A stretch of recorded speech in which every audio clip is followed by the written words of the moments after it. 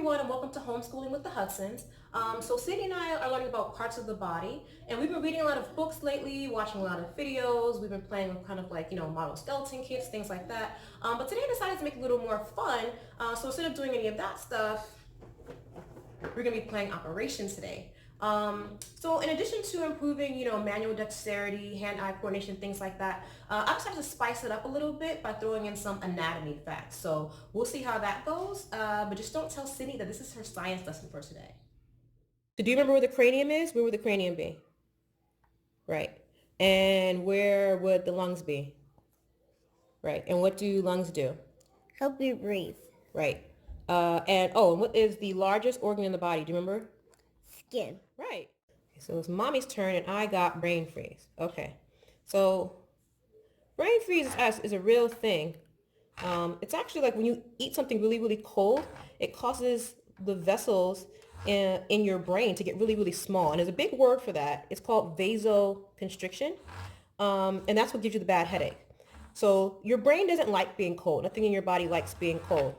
So that's actually your body's way of telling you that you're eating too much ice cream and not enough broccoli. Mommy! So you know how I remembered funny bone in nursing school? So this bone right here is actually called the humerus, which is a homophone. Remember homophones are two words that sound the same, but they have different meanings. So humerus, the bone, is actually a homophone for humorous, which is another word that means funny. Oh. But there's actually nothing funny about hitting your funny bone. So water on the knee is just a funny way of saying that your knee is swollen. Anytime your body swells, it's actually filling with fluid inside of your body. Just like how a balloon gets bigger when you fill it with water.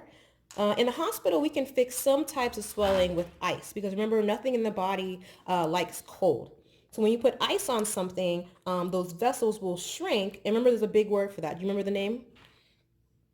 Vasoconstriction. Right. So the ice causes the vessels to get really, really small so that the fluid stops flowing to that area and the fluid drains and eventually the area will get smaller.